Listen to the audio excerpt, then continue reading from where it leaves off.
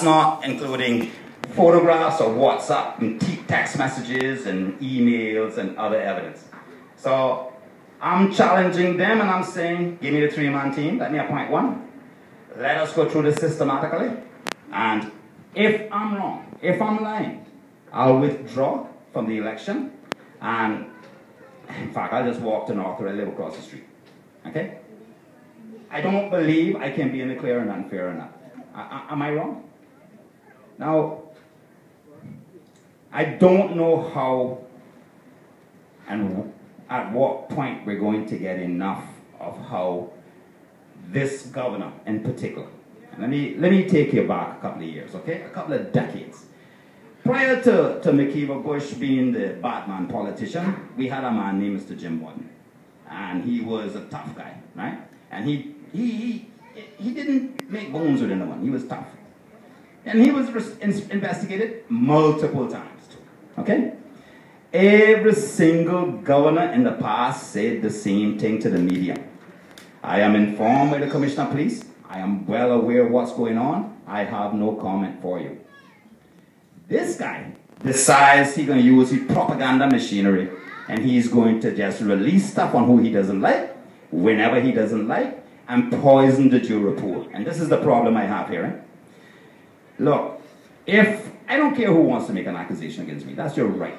Because it's my right to make an accusation against you. Okay? What the police needs to do is when they get that accusation, go and find evidence, bring it together, call me in. I even test it to make sure that they're okay with the Department of Prosecutions, and then arrest me and charge me. They cannot continue to arrest people on suspicion, keep dropping bits in the media, keep saying things to poison the jury pool while they go in search of evidence. You can't keep doing this in a country this size. You just can't. Every single person here and everybody on this planet has enemies. That's a fact of life. When you do it the way they're doing it, your enemy can fabricate evidence against you. You're already making it unfair. And you're also causing yourself more work because now you have to weed out the bad stuff, the wrong stuff, the stuff that's not true. And when you boil it all down that you have evidence, you've already poisoned the jury pool. So if I go today and I go to court, literally there's few people who are going to walk in there that's going to be unbiased and say, hey, we want to hear the evidence. People are going to walk in there because a white man who sits as governor has said repeatedly, yes, this occurred.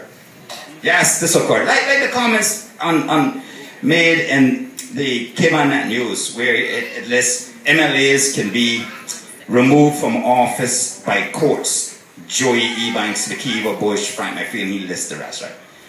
He's gone too far. He's now trying to interfere in democracy indirectly and through the propaganda machinery he has in place.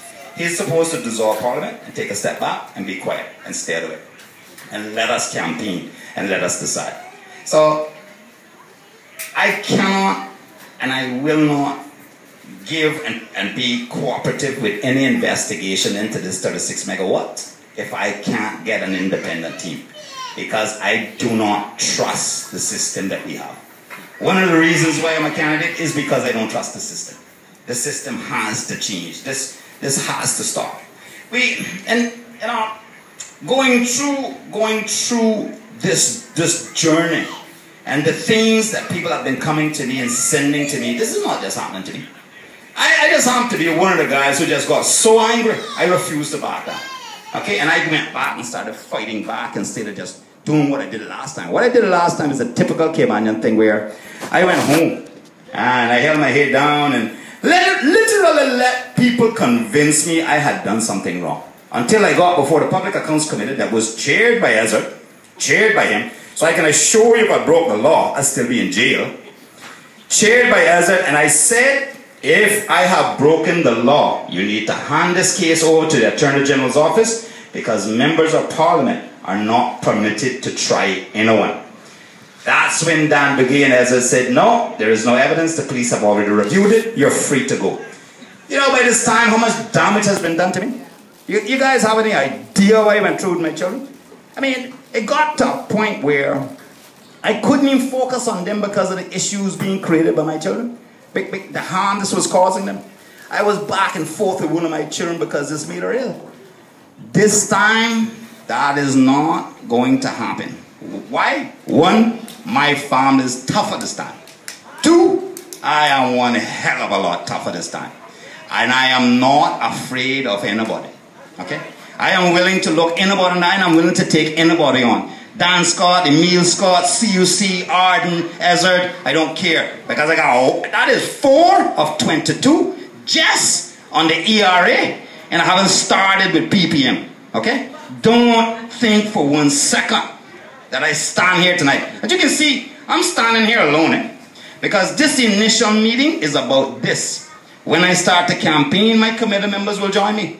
But this is to show and demonstrate to everybody. I'm not afraid to stand up as a man and talk about and give to you what I've been saying now for weeks. Okay? I'm not afraid of that. Let me tell you what needs to happen in this country. We need to stop this. Okay? We need to stop allowing the few to control all of this country's wealth. And look down at the masses and ensure they remain suppressed with little stupid things like what I'm going through right now. That has to end.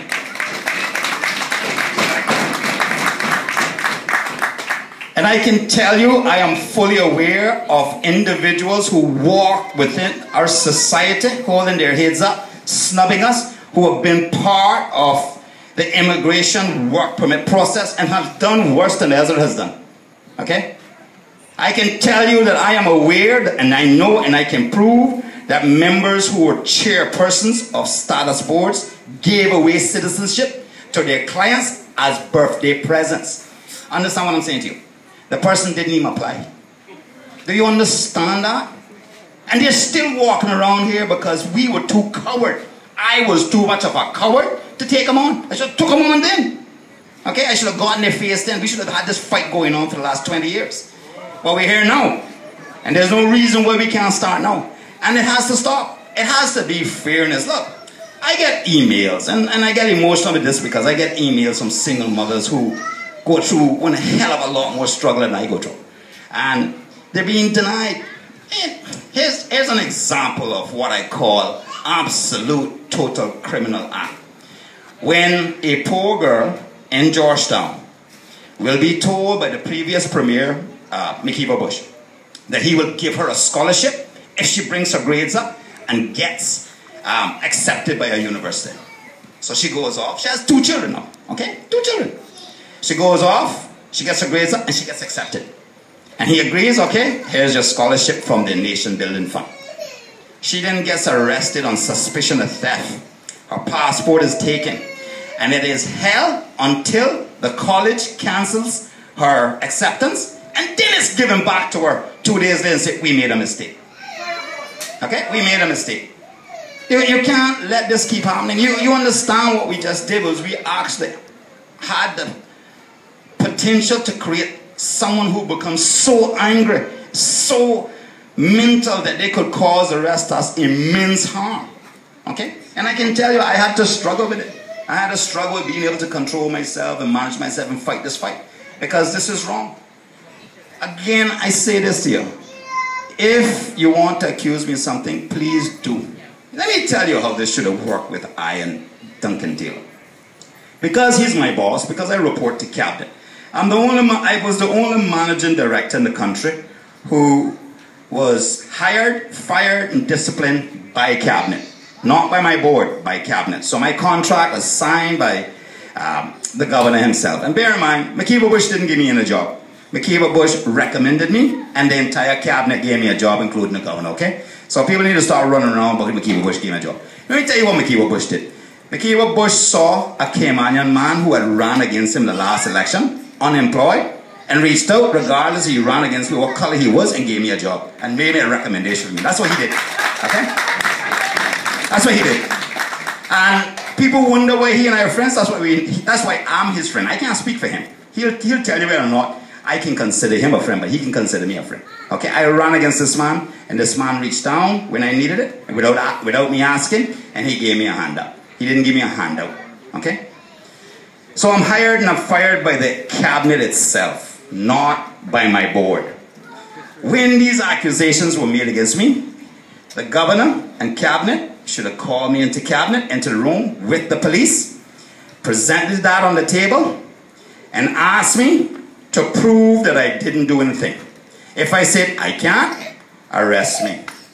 Don't go and make a decision in cabinet that is privileged. Do you understand? You do jail time for releasing this information. Here's how this works. Cabinet will make a decision and it remains secret until they get to Parliament and announce it for the whole world to hear. Okay? Why? It prevents people from doing what was done in the past. I don't know if you guys remember, years ago, there was a decision in cabinet to raise the taxes on luxury vehicles, and suddenly a cabinet member bought 2 or 3. That's what it's supposed to prevent from happening. Okay? You'll have decisions made in cabinet where the government cabinet decides to buy biggest old hotel up there that they could build airport in.